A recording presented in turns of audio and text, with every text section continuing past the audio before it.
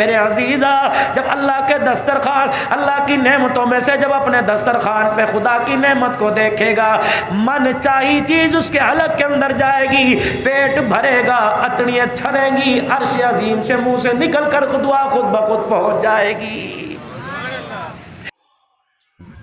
السلام علیکم ورحمۃ اللہ وبرکاتہ۔ امید ہے آپ حضرات خیریت سے ہوں گے۔ آج میں آپ حضرات کے سامنے مولانا عبدالحنان صدیقی صاحب کا ایک بیان لے کر حاضر ہوئی ہوں جو آپ کو بہت زیادہ فائدہ پہنچائے گا، تو آپ لوگ توجہ سے سنیے گا۔ چلیں میں بھی آپ کے ساتھ سنتی ہوں اور آپ بھی میرے ساتھ سنیے گا۔ تمہیں کیا پتا تیرے گھر کے اندر افطاری کا دسترخوان سجا ہے، سحری کا دسترخوان سجا ہے، ذرا پڑوسی کی دیوار پہ جھانک کر دیکھ لے، اس کے گھر کے اندر کچھ کھانے کو ہے بھی کہ نہیں ہے۔ اللہ اکبر۔ میرے عزیز، ایک بندہ کہتا ہے میں تو غریب ہوں، میں تو ریڑی بان ہوں، میں تو دیہڑی دار ہوں، 500-700 روپے کی روزانہ دیہڑی لگتی ہے، بتاؤ میں اپنے گھر کا دسترخوان سجاؤں یا میں لوگوں کو روزے کھلاؤں؟ فرمایا او بھائی، جہاں 4 روٹیاں پکاتا ہے وہاں 5 پکا لے۔ روزانہ اپنے دسترخوان سے 2 روٹیاں اٹھا کے کسی کے دروازے پر جا کے دیا، اور اس سے یہ امید نہ رکھ کہ افطاری کے وقت ہاتھ اٹھا کے میرے لیے دعا کرے گا، اور اس سے یہ کہنے کی بھی ضرورت نہیں کہ بھائی میرے لیے دعا کرنا۔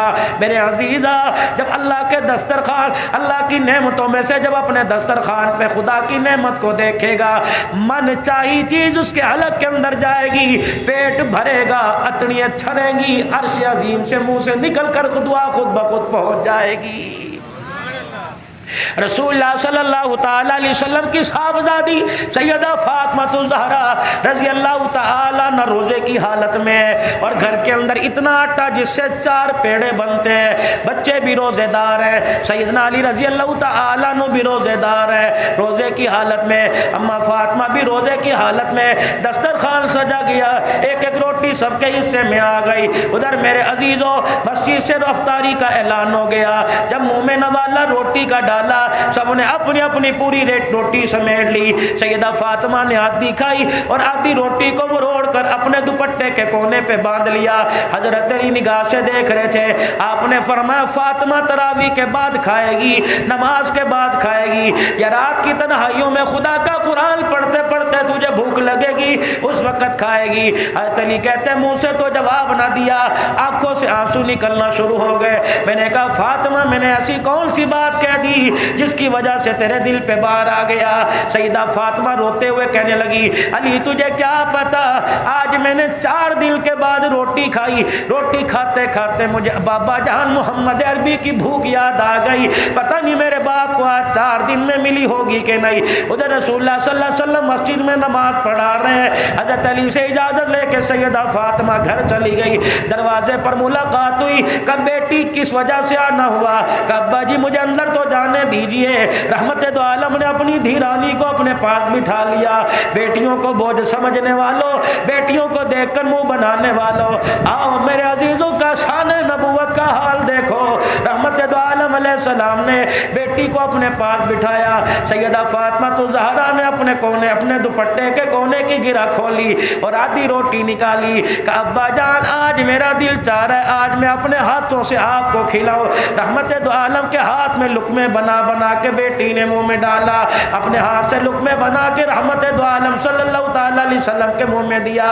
رحمت دو عالم علیہ السلام رو بھی رہے ہیں اور روٹی چبا رہے ہیں۔ کہا ابا میں تو اس وجہ سے روئی 4 دن کے بعد مجھے روٹی ملی، ابا تو کس وجہ سے رویا؟ رحمت دو عالم نے روٹی کا لقمہ چباتے فرمایا اے میری بچی اگر آج تو آدھی روٹی بچا کے نہ لاتی تو 5ویں رات بغیر روٹی کا ٹکڑا کھائے تیرے باپ کی گزر جاتی۔ اب جو روٹی سیدہ فاطمہ الزہرا نے کھلا دی کہاں پیٹ بھرتا ہے؟ اما فاطمہ رو رہی ہے۔ رحمت دو عالم علیہ السلام نے فرمایا بیٹی اب کیا بات ہے؟ کہ ابا 5 دن کے بعد روٹی ملی، وہ بھی آدھی ملی۔ میرے ابا تیری بھوک پتہ نہیں ختم ہوئی کہ نہیں؟ میرے ابا کل کیا بنے گا؟ نہ میرے گھر میں آٹا نہ تیرے گھر کے چولہے میں آ گئے۔ فرمایا بیٹی تو بھی صبر کر کے دکھائیو اور میں بھی صبر کے شکرانے کے اللہ کے آگے سجدے کروں گا۔ ابا اس سے کیا ملے گا؟ کہ فاطمہ تو علی کے گھر میں صبر کرنا، میں اپنے گھر میں صبر کروں گا۔ ہمارے صبر کی برکت سے پروردگار عالم میری امت کے گناہوں کو معاف فرما دے گا۔ میرے عزیزو جس نبی کی ادا پر امت کے گناہ معاف ہو، آج امت قرآن سے اتنی دور ہے۔ مولانا سجاد نعمانی انڈیا والے کتنا بڑا اللہ کا ولی ہے، میرے عزیزو روتا ہوا فرما رہا تھا، کہنے لگے ایک اللہ والے کو خواب میں 2 مرتبہ رسول اللہ صلی اللہ علیہ وسلم کی زیارت ہوئی۔ رحمت دو عالم علیہ السلام ایک مکان میں کھڑے ہیں جس کی چھت گری ہوئی ہے، اللہ کا پیغمبر زاروں کا طاہر رو رہا ہے۔ خواب میں جس کے آئے انہوں نے عرض کیا یا رسول اللہ صلی اللہ تعالیٰ علیہ وسلم کیا وجہ ہے، آپ کیوں رو رہے ہو؟ کہا میری امت کو کہہ دو میری امت نے مجھے چھوڑ دیا ہے، میری امت نے میرے دین کو گرا دیا، میری امت نے مجھے چھوڑ دیا، میں محمد کو تنہا کر دیا ہے۔ میرے عزیزو آج مسجد ویران ہے، آج مارکیٹیں آباد ہے، لوگوں کے ساتھ 1.5 گھنٹہ موبائل کے اوپر میرے عزیزو پیکج لگا کر بات کرنے والے نظر آئیں گے، پورے رمضان المبارک کے مہینے میں قرآن کو سینے سے لگانے والے نظر نہیں آئیں گے۔ یہ اس سے بڑی بد نصیبی کیا ہوگی؟ پہلے چور چوری کر کے نادم ہو جایا کرتے تھے، اب گناہ کرنے کے بعد گناہ کرنے والے کہتے ہیں کر لیا تو پھر کیا ہے، دیکھا جائے گا۔ میرے عزیزو اللہ جل شانہ سب کچھ برداشت کرتا ہے، بڑے بول کو برداشت نہیں کرتا، بڑے بڑوں کی گردن کا سریا مروڑ کے رکھ دیتا ہے۔ پروردگار عالم نے اپنا غصہ ٹھنڈا کرنے کے لیے رمضان المبارک کا آپ کو مجھے مہینہ عطا فرمایا، شہر رمضان الذی انزل فیہ القرآن ھدی للناس وبینات من الھدی والفرقان۔ یہ رمضان کا مہینہ میری یاری مولانا جمیل صاحب کے ساتھ، میری یاری حاجی سلیم کے ساتھ، میری یاری محبوب فاروق حاجی یوسف کے ساتھ ہے۔ رمضان کی یاری قرآن کے ساتھ، قرآن کی یاری رمضان کے ساتھ ہے۔ جو رمضان کو راضی کرنا چاہتا ہے وہ اس کے یار قرآن کو سینے سے لگا لے، جو قرآن کو راضی کرنا چاہتا ہے وہ اس کے یار رمضان کو سینے سے لگا لے۔ رمضان المبارک قرآن میں اور قرآن کریم رمضان المبارک میں، مولانا میں تو پڑھا لکھا کوئی نہیں، مولانا زندگی گزر گئی، بڑھاپا آ گیا، 4 نمبر کی اینک لگ گئی، مولانا مجھے تو جمع جوڑی یاد نہیں رہتی، قرآن مجھے کیسے یاد رہے گا؟ پڑھنے کی کوشش کرتا ہوں، آنکھوں کے آگے اندھیرا آ جاتا ہے، میرے سے پڑھا نہیں جاتا۔ اللہ اکبر! اس کے لیے فقہاء نے، علماء نے بڑا مسئلہ بیان کیا، فرمایا رمضان المبارک کا مہینہ جب چڑھ جائے، پہلا روزہ ہو، رمضان المبارک کے پہلے روزے 3 مرتبہ سورہ اخلاص پڑھ، دوسرے روزے کو بھی 3 مرتبہ سورہ اخلاص پڑھ، تیسرے روزے کو بھی 3 مرتبہ سورہ اخلاص پڑھ۔ جب 27ویں رات آئے گی، شب قدر کی رات آئے گی، پھر بھی 3 مرتبہ سورہ اخلاص پڑھنا، تجھے 84 سال مسلسل قرآن پڑھنے کا ثواب مل جائے گا۔ 2 رکعت نفل روزانہ ادا کرو، ویسے تو تراویح پڑھ رہے ہو، ویسے تو چاشت اشراق پڑھ رہے ہو، میرے عزیزو 2 رکعت نفل اس نیت سے ادا کرو، پھر 27ویں رات کو بھی 2 رکعت پڑھنا، 84 سال تک مسلسل اللہ کے آگے سجدہ کرنے کا ثواب مل جائے گا۔ 10 روپے روزانہ اللہ کے راستے میں دے دو، 27ویں شب کو بھی 10 روپے دے دینا، 84 سال تک صدقہ کرنے کا ثواب مل جائے گا۔ میرے عزیزو رمضان المبارک میں کرنے کے کیا کام ہے؟ رمضان المبارک میں پروردگار عالم نے یا میں رات کی سحری عطا فرمائی، اللہ نے رات کو اٹھنے کی توفیق عطا فرمائی، حضور علیہ السلام نے ارشاد فرمایا سحری کھایا کرو، سحری میں برکت ہے۔ تمہارے اور یہودیوں کے روزوں میں صرف سحری کا فرق ہے، ان کو اللہ نے سحری عطا نہیں فرمائی، تمہیں سحری عطا فرمائی۔ آپ نے فرمایا بے شک کھجور کا دانے سے سحری کرو، رحمت دو عالم نے فرمایا جو سحری کرتا ہے خدا کی رحمتیں برستی ہیں۔ اللہ اکبر! میرے عزیزو تمہارے ہاں 4 ساڑھے 4 بجے سحر کا ایک انتہائی سار ہوتی ہے، 4 بجے کے بجائے 3:30 بجے اٹھ جاؤ، وضو کر کے اللہ کے آگے مصلی پہ کھڑے ہو جاؤ، جتنا قرآن پڑھ سکتے ہو خدا کو قرآن سناؤ، پھر قرآن پاک پڑھنے کے بعد میرے عزیزو سلام پھیرنے کے بعد اللہ کا ذکر کرو، اللہ کا ذکر، لا الہ الا اللہ الا اللہ، اللہ اللہ اللہ، ہو یا حنان یا منان، استغفر اللہ، جتنا اللہ کا ذکر کر سکتے ہو اللہ کا ذکر، پھر استغفار کی کثرت کرو، پھر رو کے اللہ کے آگے سجدے میں پڑھ کے دعا کرو۔ میرے عزیزو بچہ جب چلملا کے دکھاتا ہے ماں باپ کا کلیجہ جوش مارتا ہے، جب بندہ خدا کو سجدے میں رو کے دکھاتا ہے اس کا رحمت کا دریا جوش مارنے لگ جاتا ہے۔ خوب اللہ کو، اور اللہ پاک نے آپ کو موقع عطا فرمایا میرے عزیزو سحری اور افطاری میں ایک کام اور کر لو، چلو میرے بھائی میرے پاس اتنی ہمت نہیں میں کسی غریب کو اپنی عید میں شامل کر سکوں، میں کسی کو اپنی کمائی سے جوڑا دے سکوں، روزانہ 20-25 روپے، روزانہ 50 روپے اپنے گلک میں ڈالتے رہو، 8 دن کے بعد دیکھو کتنے پیسے، 15 دن کے بعد دیکھو کتنے پیسے، 20-22 دن کے بعد دیکھو کتنے پیسے، مارکیٹ میں جاؤ ایک جوڑا خریدو اور اس انداز سے مستحق کے ہاتھ میں دو کہ تجھے دیتے پتہ نہ لگے اسے لیتے پتہ نہ لگے، تمہارے دونوں کے کام کو عرش والا دیکھ رہا ہے میرے عزیزو، اس انداز سے دیکھیا۔ فرمایا وہ زکوٰۃ بہتر نہیں جو لوگوں کو بلا کر ان کے دروازے سے بلا کر اپنے دروازے پر کھڑا کر کے دی جائے، زکوٰۃ وہ بہتر ہے جو لوگوں کے دروازے پہ جا کے دی جائے تاکہ لینے والے کی عزت نفس مجروح نہ ہو۔ فرمایا دینے والا لینے والے کے ہاتھ میں نہ پکڑائے تاکہ اس کا ہاتھ نیچے نہ آ جائے، احساس محرومی کا شکار نہ ہو جائے۔ اگر اس کا ہاتھ نیچے آ گیا تیری زکوٰۃ لیتے ہوئے اس کی آنکھ میں آنسو آ گیا اور اس کی آنکھ سے آنسو اس غرض سے نکلا الہی کاش میں بھی دینے والا ہوتا، میرا ہاتھ نیچے نہ ہوتا۔ فرمایا تکبر نہ کرنا، سینہ تال کے نہ دینا، لوگوں کے سامنے دکھلاوا نہ کرنا۔ فرمایا کیا پتا گھر پلٹنے کی واپسی کی مہلت نہ ملے، خدا بھی تجھے ہاتھ پھیلانے پہ لوگوں کے آگے مجبور کر دے، وہ مالک کائنات ہے۔ رمضان المبارک کے مہینے میں اپنے ساتھ والوں کی سحری افطاری کا خیال کرو، کھوج لگاؤ میرے محلے میں کس گھر میں کتنے دن ہو گئے گوشت نہیں پکا ہے، کھوج لگاؤ میرے محلے میں کتنے دن ہو گئے، کیا ٹھنڈے پانی سے روزہ افطار کرتے ہیں یا روح افزا سے روزہ افطار کرتے ہیں۔ میرے عزیزو اگر تیرے گھر میں روح افزا سے روزہ افطار ہو رہا ہے اور اس کے گھر میں ٹھنڈے پانی سے افطار ہو رہا ہے اور تیرے گھر کی روح افزا کی یہ شکر کی ٹھنڈی ہواؤں کی خوشبو کے ذریعے یہ پانی یہ کھجور یہ سالن کی خوشبو اس کے ناک کی نتھوں میں پہنچ گئی اور بچوں نے رونا شروع کر دیا تو کوئی بعید نہیں تیرا رب تجھے بھی پانی سے روزہ افطار کرنے پہ مجبور کر دے۔ اور میرے عزیزو روزہ بچاؤ اپنے ہاتھ سے، اپنی زبان سے، اپنی آنکھ کے حیا سے، یہ نہ ہو روزہ رکھ لیا آنکھ کی بے حیائی ہوئی۔ رسول اللہ صلی اللہ علیہ وسلم کی خدمت میں بیٹھنے والا کون ہے؟ سالبہ بن عبد الرحمن رضی اللہ عنہ ہے۔ رسول اللہ صلی اللہ علیہ وسلم کے ہر وقت پاس بیٹھا، بس آخری بات اللہ کے نبی کے پاس بیٹھا کرتے تھے، کوئی کام حضور علیہ السلام کو ہوتا سالبہ جی یا رسول اللہ جاؤ میرا کام یہ کر کے آؤ۔ ایک دن سالبہ بن عبد الرحمن مسجد سے نکلے، مدینے کی گلی میں گزرے، ایک مکان کا دروازہ کھلا ہوا تھا، اچانک یوں کر کے اندر نظر پڑ گئی، کسی غیر محرم پہ نظر پڑی، فوراً انا للہ و انا الیہ راجعون پڑا، دیوار کے سہارے کھڑے ہو گئے، کہ سالبہ تو نے کیا کر دیا؟ جس آنکھ سے رسول اللہ کے چہرے کی زیارت کرتا ہے یہ آنکھ تیری غیر محرم پہ کیسے چلی گئی؟ اے سالبہ تو اپنے آپ کو سزا دے، تیرا وجود مدینے میں رہنے کے قابل ہی نہیں رہا ہے۔ ادھر حضور علیہ السلام انتظار کر رہے ہیں، سالبہ کہاں چلے گئے؟ ادھر انتظار ہو رہا ہے میرا سالبہ کہاں چلا گیا؟ ایک دن گزرا، 2 دن، 3 دن، 4 دن گزر گئے، حضرت سالبہ کا پتہ ہی کوئی نہیں۔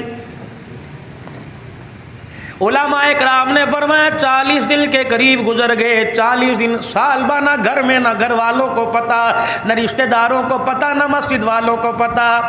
اللہ بھی بڑا کریم ہے، اس کی قدرت کو وہی جانے، اس کی حکمت کو جبرائیل علیہ السلام بھی آ کے بتا سکتے تھے، لیکن اس کی غفور الرحیمی کو کون دنیا کے اندر ظاہر کرتا۔ 40 دن گزر گئے، آپ نے فرمایا میرے عمر، کجی یا رسول اللہ، آپ نے فرمایا میرے سلیمان فارسی، کجی کملی والے، جاؤ میرے سالبہ کو مدینے کے گرد و نواح میں تلاش کر کے لاؤ۔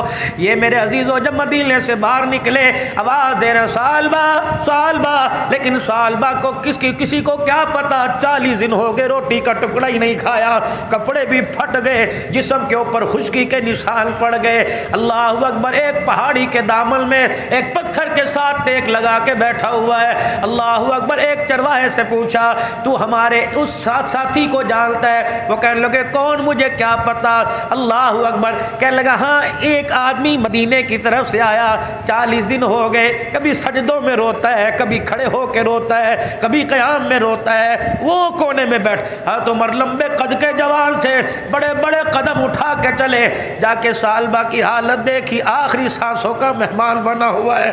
سالبہ نے یوں کر کے دیکھا اور چیخ ماری کہ عمر کہیں میرے لیے سزا کی تو آیت نہیں اتر گئی, میرے اندر ہمت ہی کوئی نہیں میں سزا کی آیت سن سکوں. سالبہ کسی کا انتظار ماں کرتی ہے, بچے کا انتظار باپ کرتا ہے, بھائی کا انتظار بہنیں کرتی ہیں, شوہر کا انتظار بیوی کرتی ہے. اے سالبہ تیرا انتظار کملی والا کر رہا ہے, 40 دن ہو گئے کملی والا تیری یاد میں بےتاب ہے. سالبہ کہنے لگے پہلے بتاؤ جبرائیل میرے لیے کوئی سزا کی آیت تو نہیں لے کے آئے؟ اے سالبہ کیا ہوا؟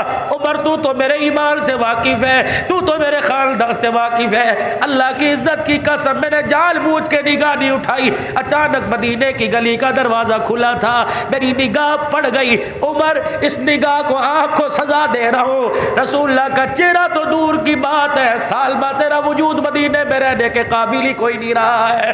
تو عمر کہنے لگے میری بات مان, تجھے حضور بلا رہے ہیں. سالبہ کہنے لگے عمر مجھے بتا مدینے میں یہ نماز کس وقت ہوگی؟ جب نماز کھڑی ہو حضور مصلی پہ کھڑے ہو کے نماز پڑھائے, مجھے ساتھ لے جانا, جہاں تک چل سکا چلوں گا, ورنہ عمر کندھے پہ اٹھا کے مسجد میں لے جانا. حضور نماز پڑھا رہے ہوں گے, میں آپ کے پیچھے جا کے کھڑا ہو جاؤں گا. یہی ہوا. سلیمان فارسی حضرت عمر سارا دے کے مسجد نبوی میں لے گئے. اللہ کے نبی صحابہ کی صفیں بندی پڑی ہے, رحمت دو عالم علیہ السلام نماز پڑھا رہے ہیں. اللہ اکبر. سالبہ مسجد میں پہنچے, اللہ اکبر کا رسول اللہ صلی اللہ علیہ وسلم کی زبان پر یہ آیت آئی, یا ایھا الانسان ما غرک بربک الکریم. حضرت سالبہ کی چیخ نکلی, اے میرے بندے بتا تو صحیح کس وجہ سے اپنے رب سے دور ہو گیا؟ اگر غلطی ہوئی تو میرے پاس آ جاتا, اگر غلطی ہوئی تو مجھے رو کے دکھاتا. ماں باپ کو اولاد پہ رحم بعد میں آتا ہے, خدا کو بندے پہ رحم پہلے آ جاتا ہے. بس غش کھا کے زمین پہ گرے, برادری والے رشتہ دار اٹھا کے گھر لے گئے. سلام کے بعد رسول اللہ صلی اللہ علیہ وسلم کو اطلاع ملی تیرا سالبہ آیا, یہ سن کے زمین پہ گر گیا. اللہ کے نبی صلی اللہ تعالی علیہ وسلم سالبہ بن عبد الرحمن کے گھر تشریف لے گئے. آپ نے فرمایا سالبہ آنکھیں کھول کے دیکھی, اللہ اکبر, جسم سے جان نکل چکی تھی, حلق میں سانس پھنسی ہوئی تھی. اللہ کے نبی نے سالبہ کا سر اٹھایا, اپنی گود میں لے لیا. حضرت سالبہ نے اپنا سر اٹھایا, پھر زمین پہ رکھا اور اپنے گال کو فرش پہ رگڑنا شروع کر دیا کہ یا رسول اللہ سالبہ سے غلطی ہو گئی, یہ سر تیری جھولی میں لیٹنے کے قابل ہی نہیں رہا ہے. رحمت دو عالم نے پھر سر اٹھایا کہ کملی والے آخری سانس ہے, اتنی تو تسلی دے دے, کیا میرا رب میرے سے راضی؟ کملی والے آپ میرے سے ناراض تو نہیں؟ حضرت عبداللہ بن جابر کہتے ہیں میری آنکھ دیکھ رہی تھی, حضور کا آنسو آنکھ سے نکل کر سالبہ کے چہرے پہ گر رہا تھا. اللہ اکبر. آپ نے فرمایا سالبہ زمین پر میں تیرے سے راضی, عرش بری پر میرا خدا تیرے سے راضی ہو گیا. پھر حضور کی طرف دیکھا, مسکرائے اور کہا فزت برب الکعبہ, کعبے کے رب کی قسم سالبہ کامیاب ہو گیا. اور آنکھیں بند کی. غسل میں رسول اللہ شامل, کفن پہنانے میں شامل, جنازے میں میرے عزیز و حضور جا رہے ہیں, ایک پاؤں ادھر رکھ رہے ہیں, دوسرا پاؤں ادھر رکھ رہے ہیں, چوڑے چوڑے پیروں کے ساتھ چل رہے ہیں. حضرت سلیمان عبداللہ بن جابر کہنے لگے میرے سے رہا نہ گیا. میرے کہا اللہ کے نبی صلی اللہ علیہ وآلہ وسلم آپ اتنے پاؤں لمبے چوڑے کر کے کیوں چل رہے ہیں؟ آپ نے فرمایا اے عبداللہ بن جابر دیکھتا نہیں میرے ساتھ جبرائیل بھی چل رہا ہے, اور جبرائیل کے ساتھ اس کے جنازے میں 70,000 فرشتہ چل رہا ہے. اس نے آج توبہ ایسی کی کہ اس کا جنازہ کو کندھا دینے کے لیے آسمان سے 70,000 فرشتہ آ گیا. اور میرے بھائیوں دوستوں بزرگوں, جو 1400 سال پہلے رب اپنے بندوں کی توبہ قبول کرتا تھا, آج بھی وہ رب رحمت والے دروازے کھولے ہوئے ہیں. آ جاؤ گناہگاروں, آ جاؤ مگتوں, آ جاؤ رزق کی تنگیاں دور کروا لو, بے اولادوں آ جاؤ, بے روزگاروں آ جاؤ, بس ہاتھ اٹھا کے میری طرف چہرہ کرنا تمہارا کام ہے, رحمت کے دریاؤں کا رخ تمہاری طرف پھیر دینا میں خدا کا کام ہے. رحمتوں کا مہینہ ہے، اس کے دربار میں جتنا ہو سکے راتوں کو میرے بھائیوں اللہ اکبر، ویسی ہماری عادت دل 11-12 بجے اٹھنے کی، یہ کیا وجہ 11 ساڑھے 11 بج گئے، 2-3 گھنٹے ہیں اللہ کے آگے، 2-3 دل کے اندر اللہ کے آگے اتنا اسے رو کے دکھاؤ کہ اللہ جل شانہ کو ہمارے پر رحم آ جائے۔ ہمارے ملک کی جو اس وقت حالت ہو رہی ہے، تجارتی، معاشی اور فرقہ واریت کے جو معاملات، اس وقت اللہ رحم فرما دے۔ پوری دنیا ہمارے پر ہنس رہی ہے، پورا کفر جو ہمیں ایٹمی طاقت سے ہلاک کرنا چاہتا تھا وہ ہمارے پہ تالیاں پیٹ رہا ہے اور کہہ رہا ہے یہ مسلمان کہ اللہ اکبر، ہم مشرک کافر ہونے کے باوجود ان مہینوں کا حیا کرتے تھے تو مسلمان ہونے کے باوجود ان مہینوں کا حیا نہیں کرتے۔ اپنے لیے اللہ سے دعا کریں اور ساری امت کے لیے اللہ سے دعا کریں، جس طرح مولانا نے اپنے والد محترم حضرت مولانا پیر طریقت مولانا خلیل احمد صاحب رحمۃ اللہ علیہ کے لیے ہاتھ اٹھائے، خدا کی قسم بہت دل کو خوشی ہوئی۔ باپ کے بعد بیٹے نے مصلی سنبھالا، قرآن یہاں پڑھ رہا ہے، ہوائیں قبر پہ چل رہی ہیں، قرآن یہاں پڑھ رہے ہیں، جنت الفردوس کے داخلے کے وعدے وہاں ہو رہے ہیں، جنت کے تاج کے وعدے۔ اللہ یہ دولت آپ کو بھی نصیب فرمائے، آپ کے بچوں کو نصیب فرمائے۔ وآخر دعوانا الحمدللہ رب العالمین۔ اللہم صلی علی سیدنا و مولانا محمد واصحاب سیدنا و مولانا محمد وبارک وسلم۔ اللہم انت السلام و منک السلام، تبارک ربنا و تعالیت یا ذا الجلال والاکرام۔ یا اللہ ان کے والد محترم حضرت مولانا خلیل احمد صاحب اور ان کے جتنے رفقائے کار اور مسجد کے ابتدائی ساتھیوں میں سے جو دنیا سے چلے گئے، اہلیان علاقہ میں سے جو دنیا سے چلے گئے، حاجی محمد سلیم صاحب کے والدین اور یہاں ان کے والد محترم میرے والدین، جو حضرات سامنے بیٹھے، اللہ کریم تمام کی مغفرت فرما دے، درجات بلند فرما دے۔ بھائی عبدالجبار صاحب پکوان والے، ان کی اہلیہ محترمہ کا انتقال ہوا، اللہ ان کی مغفرت فرما دے، درجات بلند فرما دے۔ اللہ اپنے بندوں کی جتنی بیماریاں ظاہر باطن اللہ ساری شفاؤں میں تبدیل فرما دے۔ حاجی محمد یونس صاحب ان کی اہلیہ محترمہ کو شفا عطا فرما دے، گھروں میں سب کے خیر و برکت عطا فرما۔ جن کے نام آتے ہیں اللہ لے لیے، جن کے نام نہیں آتے الہ العالمین آپ کو تو آتے ہیں اور آپ اپنے بندے کے حال سے بخوبی آپ کو علم ہے، اللہ سب کے حال پر رحم فرما دے، بے اولادوں کو اولاد دے دے اور اولاد والوں کی اولاد کو نیک بنا دے۔ اے اللہ سب کے بچوں کو قرآن کی دولت عطا فرما دے، اللہ ہم سب کے سینوں کو قرآن کا صندوق بنا دے۔ یا اللہ ہماری زبان پر قرآن کی تلاوت کو جاری فرما دے۔ یا اللہ یہ نعمت ہمیں قبر تک لے جانے کی توفیق عطا فرما، قرآن شریف سے محبت اللہ نصیب فرما دے، اللہ اس یار کی یاری کی توفیق عطا فرما دے اور جنت الفردوس میں داخلے تک اس کی یاری کا ہاتھ نصیب فرما دے۔ یا اللہ امت مسلمہ سے پریشانیاں ختم فرما دے۔ اللہ ہم سب حضور کی ختم نبوت کے چوکی دار ہیں الہ العالمین۔ یا اللہ ہمیں حضور کی ختم نبوت کا چوکی دارہ کرنے کی توفیق نصیب فرما دے، ہماری حکومت کو یا اللہ وقت کے نزاکت کے مطابق فیصلے کرنے کی توفیق عطا فرما، غلط پالیسیوں سے اللہ چھٹکارا عطا فرما دے، جو پورے اسلام کی خیر خائی کے لیے فیصلے ہو پوری دنیا کے مسلمان حکمرانوں کو وہ فیصلے کرنے کی توفیق عطا فرما، پوری دنیا کے مسلمان اور حکمرانوں کو اللہ متحد فرما دے اور ایسا قانون لانے کی توفیق دے دے کہ ہمیشہ ہمیشہ کے لیے مشرقی اور مغربی ممالک سے ختم نبوت کی توہین اٹھ جائے اور ختم نبوت کی عظمت ہمارے دلوں کے اندر بیٹھ جائے۔ یا اللہ جتنے فتنے سب کو ختم فرما دے اور ہم سب کو ان فتنوں سے بچا لے۔ اے اللہ جنہوں نے دعاؤں کے لیے کہا کہنا چاہتے تھے سب کی حاضری قبول فرما لے۔ اب بھائی عقیل صاحب مولانا جمیل صاحب کے جتنے برادران ہیں دیس پردیس میں اللہ سب کی حفاظت فرما، ہمارے بچے جو روزی رزق کی تلاش میں دیس پردیس میں اللہ تو ان کی حفاظت فرما، ہمارے پاکستان کی حفاظت فرما، جو بچیاں جوان ہیں اللہ عزت والے رشتے عطا فرما، جن کی شادیاں ہو چکی نجا کی زندگی گھریلو زندگی سے پریشان ہے اللہ محبت والی زندگی عطا فرما دے، میاں بیوی میں باغی اور اتفاق محبت پیدا فرما دے، اہلیان سکھر کی حفاظت فرما، پوری دنیا کی اللہ خوشحالیاں نصیب فرما، دنیا آخرت کے خیر کے فیصلے فرما، زندگی ایمان اسلام والی عطا فرما دے اور موت آئے ایمان کی سلامتی نصیب فرمانا، کلمہ پڑھتے ہوئے موت عطا فرمانا، آخری وقت کی نماز جماعت کے ساتھ اپنے گھر میں بلا کر سجدہ کرنے کی توفیق عطا فرمانا، دنیا داروں کا حق دینے کی توفیق عطا فرما اور اپنے حق کی بھی ادا ادائیگی کی توفیق نصیب فرما، رمضان المبارک کے روزے تراویح قبول فرما لے اور زیادہ سے زیادہ لگن شوق نصیب فرما دے، اس مسجد کو آباد فرما، تعاون کرنے والوں کو آباد فرما، آباد کاروں کو آباد فرما۔ حضرت جی جو بوٹا لگا کے گئے ہیں اللہ اسے گلشن کی صورت نصیب فرما دے اور اس کا فیض جامع مسجد کا پورے عالم کے اندر پھیلا دے، اس مسجد ملحق مدرسے کو آباد فرما دے، والاسد تھانوی صاحب کی اللہ عمر برکت عطا فرما دے۔ یا اللہ جتنے مدینی مدارس ہیں دین دوگنی راہ چوگنی ترقی عطا فرما۔ ربنا تقبل منا انک انت السمیع العلیم وتب علینا انک انت التواب الرحیم، وصلی اللہ علی حبیب محمد و آلہ وصحبہ اجمعین برحمتک یا امید ہے آپ کو مولانا عبدالحنان صدیقی صاحب کا یہ بیان بہت زیادہ پسند آیا ہوگا۔ بیان پسند آیا ہو تو ویڈیو کو لائک، شیئر اور ہمارے چینل کو سبسکرائب کرنا بالکل نہ بھولیے گا۔